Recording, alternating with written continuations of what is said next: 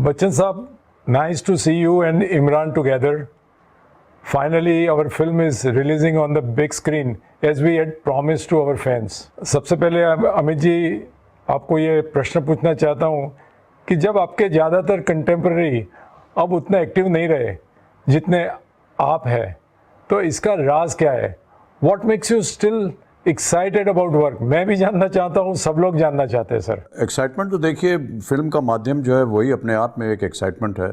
It's such a exciting creative journey that all of us take.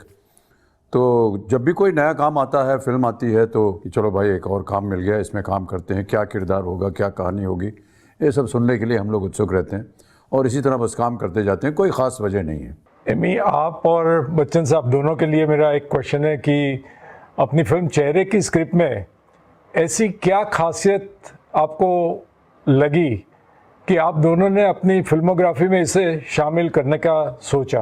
Amit ji go first. Imran you go. आप किससे सुनने के बाद मेरा रिप्लाई थोड़ा आसान है। well, मुझे याद है जब आपने कहा कि मिस्टर बच्चन इस फिल्म में है, आई वाज ऑलरेडी सोल्ड।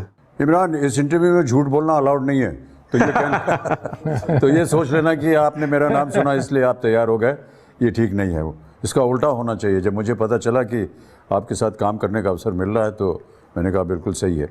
आनंद भाई, ये कहानी जो है ये कई सालों से रूमी जाफरी के पास थी और वो कई बार हमको बोलते रहते थे कि ये कहानी है मेरे पास, मैं सुनाऊंगा आपको। और हमने जब सुनी तो उसी वक्त मैंने तय कर लिया था कि इसमें काम करेंगे। आमतौर पर लोग सोचते हैं कि अगर रूमी जाफरी हैं तो ये कॉमेडी फिल्म होगी, लेकिन ऐसा था नहीं।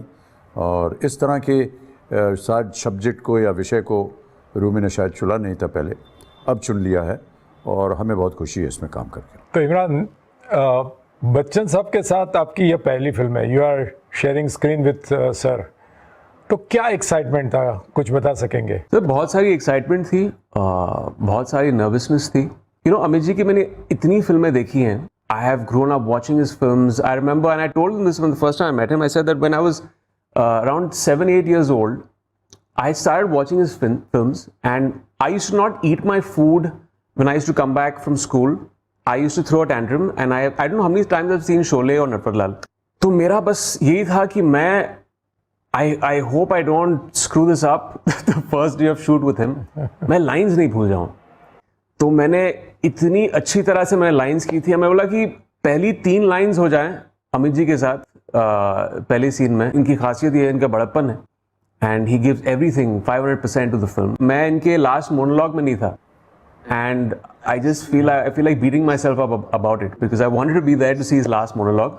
खैर मैंने स्क्रीन पर देखा बड़े पर्दे पर in the rushes, and I loved it. Imran, thank you so much. बहुत बहुत धन्यवाद आपका। If the director, if the producer have decided that this is what the protocol, this is what the curriculum is going to be in making this film, इतने बजे आपको reading पे आना पड़ेगा, इतने बजे ये करना पड़ेगा, इतने बजे यहाँ आना होगा, ये करना होगा, वो सारा हमें नियमित रूप से फॉलो करना चाहिए। And I just feel that there would be a huge amount of disrespect towards the maker who has lived with this film for so many years, for the producer who is putting in all his money, for taking the pains of making sure that we are comfortable doing all this. It is our duty then to make sure that at least we deliver what they are asking us to do. इतना कुछ उन्होंने किया है हमारे लिए और चाह क्या रहे हैं वो कि जिस काम के लिए आपको बुलाया है वो काम आप अच्छी तरह कर दीजिए बस।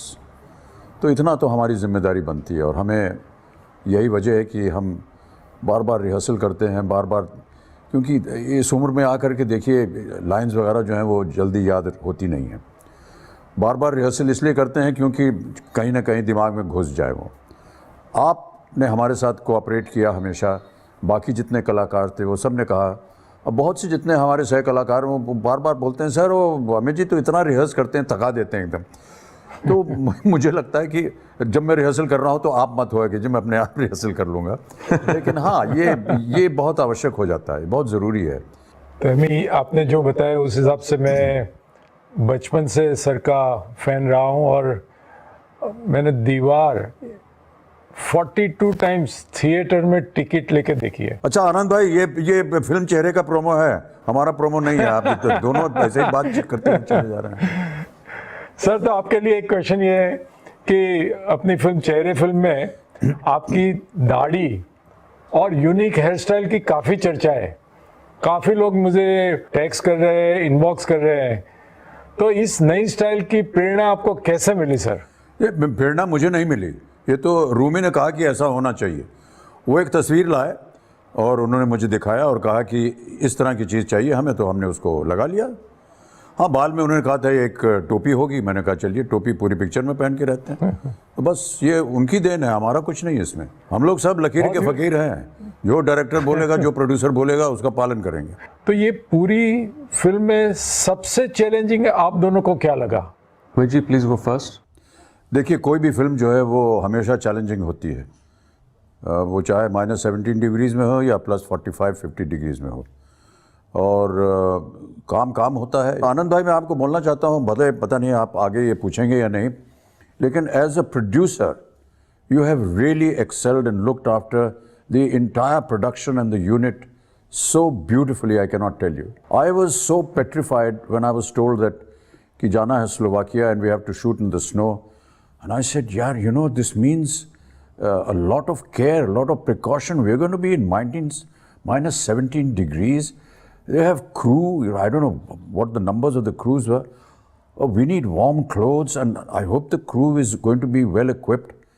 और आनंद भाई, यू नो, जब मैं वहाँ लैंड किया और मैंने देखा कि प्रत्येक क्रू मेंबर के लिए, छोटा बड़ा सब एक समान उसी तरह के गर्म कपड़े, मोजे, जूते और उनके लिए हीटिंग अरेंजमेंट ताकि वो सर्दी में वो सह सकें सब काम। This is a incredible job, let me tell you, and I truly appreciate that. Thank you sir, thank you for looking after all of us. Imran, आपका कोई? ऑब्वियसली आई थिंक स्लोवाकिया का शेड्यूल बहुत ही टफ था।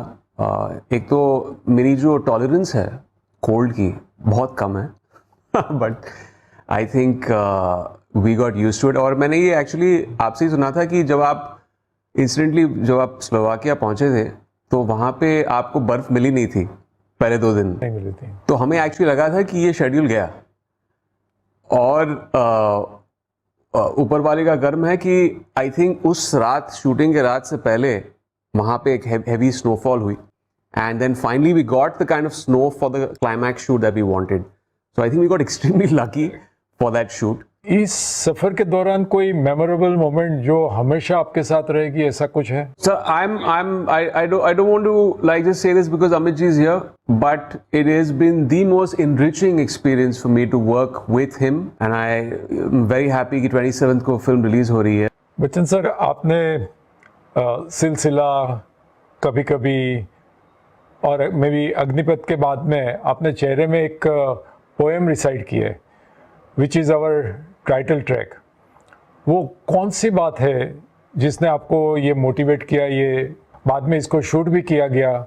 देखिए, जैसा माहौल होता है लेखक वैसे ही लिखता है, और जो रूमी ने लिखी ये शब्द इस टाइटल ट्रैक के लिए वो बहुत ही पावरफुल थे। वो पूरी फिल्म को उन्होंने दर्शाया है उन शब्दों में, और उन शब्दों को बोलना अगर कोई भी बोल देगा तो उन शब्दों का मायने निकल आएगा ज़ोर से। और जो भी जिस वजह से वो कविता लिखी गई है, वो जो शेर व शायरी हुई उसमें, वो बताता है कि वो ज़रूरत थी उसको। कई बार होता है ऐसे कि जो बात डायलॉग में नहीं कही जा सकती वो एक शेर से निकल जाती है। इसका हमने प्रोमो भी शूट किया है और हम बहुत उत्सुक हैं देखने के लिए, क्योंकि बहुत से अलग अलग तरीक़ों के साथ इसको शूट किया गया है। फिल्म में पहले ये 3 मिनट आएगा तो फिल्म का माहौल ये सेट कर देता है, इतना बढ़िया है। तो सर, आपने 50 साल के करियर में बहुत सारे किरदार निभाए हैं, ऐसा कोई किरदार है जो आप शायद अभी तक निभाया नहीं हो और निभाना चाहते हो? हाँ सर, हर रोज़ यही आशा रहती है कि कोई तो आए भैया काम देने के लिए सर, और हमारे लिए केवल ये है कि जो रास्ता आपने बनाया है हमें उस पर चलना चाहिए। तो अभी एक लास्ट क्वेश्चन आप दोनों से सर, कि 27 अगस्त को हम इसको बड़े पर्दे पे ले जा रहे हैं, क्योंकि आज सिनेमा इंस्टीट्यूट जो बोलते हैं वो पूरी बहुत स्ट्रगल कर रही है, और मेरे ख्याल से ऐसी 2-3 फिल्म आएगी तो वो धीरे से जो जिन लोगों की रोजी चली गई थी वो फिर से इसमें आ जाएंगे, उनको काम मिल जाएगा। तो बड़े पर्दे पर फिल्म देखने का इंतज़ार कर रहे दर्शकों से आप कुछ कहना चाहेंगे दोनों लोग?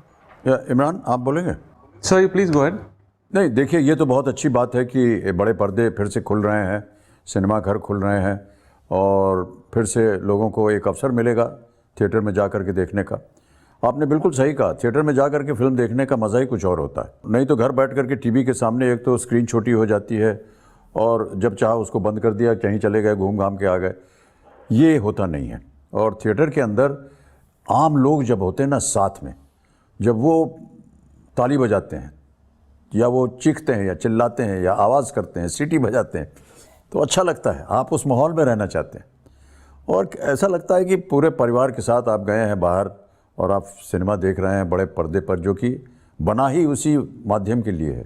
आप समझते हैं कि एक स्टैंड लोन कॉस्ट होता है जो थिएटर ओनर्स बेयर कर रहे हैं, which is a huge cost that people are unaware of, जो अभी 1.5 साल होने को आ रहा है with the covid situation, and just keeping theatres standing there without films releasing is a huge cost to bear for all these theatre chains and owners.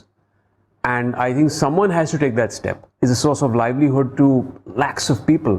It's very important that we take that initiative कि हम इस film को release करें, जो हो रही है 27th को. And I'm very excited to see the response of the audience of how, because the film is predominant, I mean it is designed for the theatre. जिस तरह बिनोद जी ने lighting की है, it is best enjoyed on that big screen. So I'm very excited for the 27th. Thank you Bachchan sahab, thank you Amy. Thank you, Anand I am ji. Sure कि 27 तारीख को लोग दर्शक जाएंगे थिएटर में और फिर से बड़े पर्दे का मजा लेंगे। Thank you so much.